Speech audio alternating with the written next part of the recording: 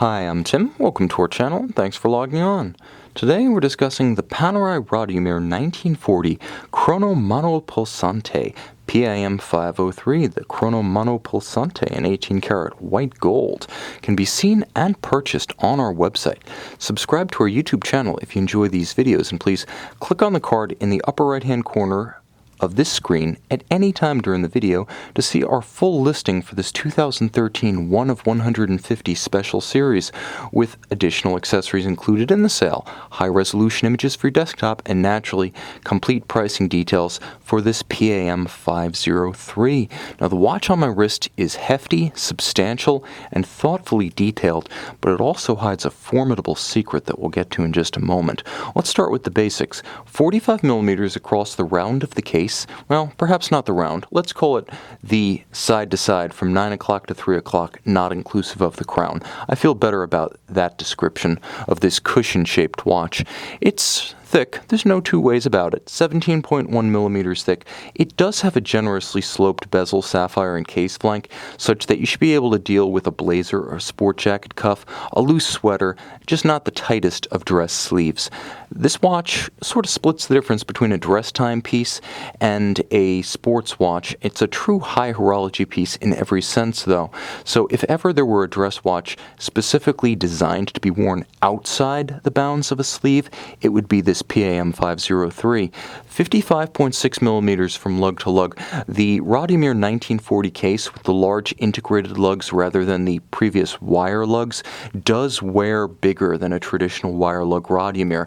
So if you can think about what a Luminor 1950 would wear like, if you've had a chance to try one of those, you've gotten the impression that you would get from the Radiomir 1940.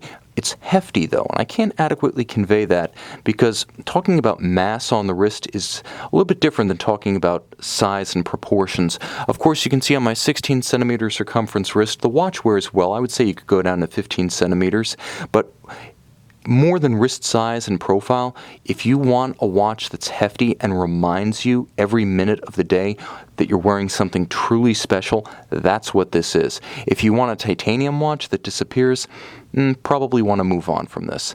Those of you still listening, let me continue.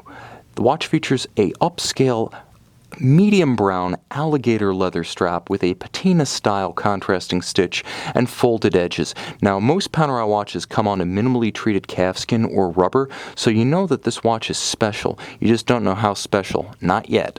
It comes with a folding buckle that is matching white gold, fully finished inside. It's substantial, it's beautifully made, and it gives you an extra measure of security by looping with the opposite side of the strap, so that you don't drop your watch while donning it at bedside. And again, with twin trigger release, Panerai spared no expense in making this clasp secure and confidence-inspiring. Now, let's get back to the watch itself. All of high polish with sensuous case lines. In terms of case lines, the Radiomir as well as the Radiomir 1940 are very similar in profile. It's not as dramatic a break as you get from Luminor to Luminor 1950. Radiomir 1940 is mostly about lug shape, so you can see you have the traditional Radiomir combination of beautiful curves and strong character lines. Topped by a conical bezel, the watch features a sapphire, minimally domed, and the dial itself harks back to the original Panerai prototypes back in the mid-1930s, most notably the 2533 here. You can see its unique dot indices as well as vertical slash 4 corners, capped by the double slash at 12. Now it's a dark gilt print, so the calibrations are a little bit difficult to see in detail, but you can easily discern the time by looking at the rose gold hands at center. No problems there. Dogtooth style power reserve scale at 6 o'clock traces all 8 days of manually wound power reserve, and of course this being a mono pusher chronograph with a vertical clutch for engagement and a column wheel for function selecting, it is crisp to actuate. You hear it, you feel it, quite satisfying thanks to the column wheel. Watch the chronograph seconds hand as I start. It begins, it doesn't jump. It simply commences. That's the advantage of a vertical clutch. Smooth engagement, halting and resetting always to the index at 12, combined with the ability to run the chronograph continuously with no hazard to the movement. If you prefer not to dwell on the mini sub-seconds register at 9, simply leave your chronograph running and you'll be able to see the seconds at a glance. Now there is a mono counter at 9 o'clock featuring both the AM/PM indication for the second time zone as well as constant seconds, and it's worth taking a moment to observe the stop seconds function in action. Watch the seconds hand at 9 o'clock. Now I pull the crown, I stop the balance, the seconds hand resets precisely to the index at 60. I can set the watch to the next nearest minute against an online reference like an atomic clock, wait for that reference to catch up precisely, push the crown back in, now I've synchronized my watch. Of course, the second time zone operates in a stepped fashion. Let me show you how that functions. You can adjust the second time zone, note, without halting the balance and interrupting the chronometric precision of your watch. And this is useful for those who are jumping time zones forward or backwards, as you can set in either direction with no hazard to the watch. Now the crown screws down. The watch does have 50-meter water resistance, so there are better diving options in the Panerai catalog. But look what you get in return. And now the pièce de résistance. We are talking about the Calibre 2004-10. Now, it's everything that the Panerai 2000 series movement is. Free-sprung with a full balance bridge, it's tough.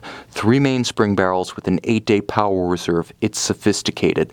With a column wheel, and you can see the column wheel on this skeletonized caliber, but you can also see the chronograph drivetrain, the recentering hammers, and the levers actuating the column wheel. This is a rare instance of a Panerai in-house caliber that has been both skeletonized and finished by hand. Now you can see all of the bevels of all of the bridges. It's spectacular how many there are. Most Panerai anglage or bevel polishing is done by machine. The vast majority of the company's references are handsomely finished but by machine. Here, I've inspected it under a 10-power loop, under a 12-power loop, by eye in the light from every angle, and I firmly believe, based on my experience with hand-finished calibers, this is one of the only instances you will find of a truly hand-finished Panerai in-house caliber. I'm not talking about the Minervas that occasionally come over from Mont Blanc. I'm talking about a Neuchâtel Panerai in-house movement, and in the 2000s, possibly Panerai's most over-engineered series of in-house calibers. You're getting real high horology finish. You're getting it with a mono-pusher vertical clutch column wheel chronograph, a second time zone, 0 reset hacking, and a spectacular white gold Radiomir 1940 case. You can see and you can purchase this hand-finished white gold dual-time mono-pusher chronograph PAM 503 on our website.